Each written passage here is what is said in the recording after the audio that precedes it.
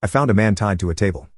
This is why I left him there. Are you taking me to a shitty underground clinic so that you can traffic me on the black market? I asked as Myron opened the door, allowing the faint scent of piss and loneliness to wash over us. He grinned at me. If I were going to do that, Emma, it would have happened 10 times over by now. I didn't smile back. Is that supposed to comfort me? I snapped while following him through the dank hallway.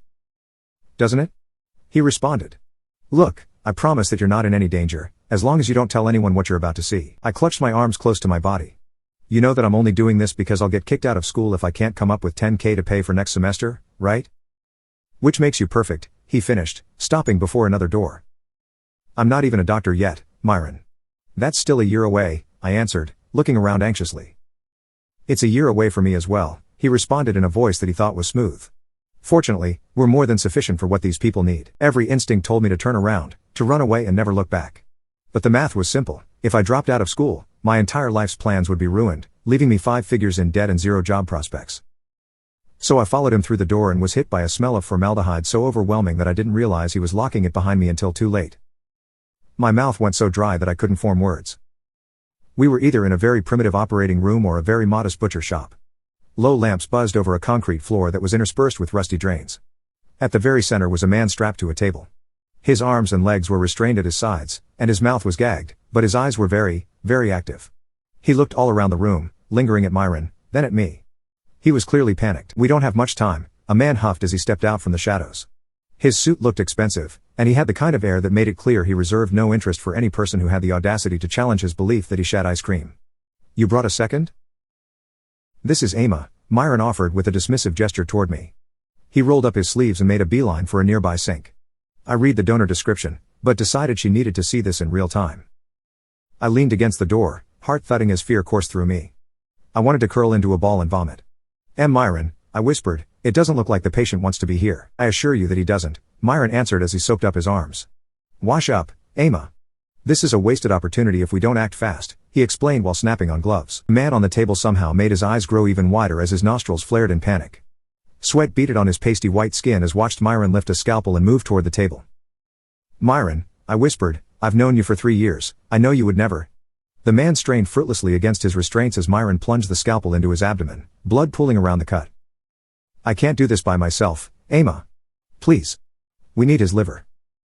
I remained speechless as I tried to reconcile what my senses were experiencing with the world I thought I knew. You're going to kill him, I whispered. Myron looked up at me, haggard. Yes, Emma. This will kill him, he sighed. Just like the bullet that he put into a 16-year-old girl named Cora is about to kill her. The fellow on the table used to date Cora's mother, and she finally got the courage to leave him after his last beating nearly put her into a coma. He wiped his forehead with his arm. He promised to hurt Cora if she ever left him, and that promise came true an hour and 19 minutes ago. 13 minutes later, paramedics discovered that his gunshot had destroyed her liver. He glanced at the well-dressed man in the corner. We had previously received information that his blood type matched Cora's, in case the issue ever arose. The nausea only compounded itself as I came to understand what was happening. We can move freshly donated organs to legitimate providers, the well-dressed man explained in a soft voice as he stepped into the light. Unfortunately, those legitimate providers must wait for such donations to present themselves, and they've promised Cora's family that a hepatic donation will arrive within the hour, Myron added. Of course, its donor needs to have been freshly living. The man on the table groaned in terror. And, due to the nature of our operation, we lack the technology and personnel needed to administer general anesthetic, the man finished. Which is most unfortunate for our donors. You don't need to know everything about medicine to pull this off, Emma, Myron explained with pleading eyes. We just need to get this liver out intact. The man huffed audibly. Tell me again why you got into medicine, Myron prodded, his voice soft. I closed my eyes and remembered the smell of gasoline and copper. I clutched Mom's hand as she gasped for air, unable to crawl out from beneath the mangled car door that was pinned against her chest. Her lungs were too compressed to breathe, so she only stared at me, terrified, as her life drained away.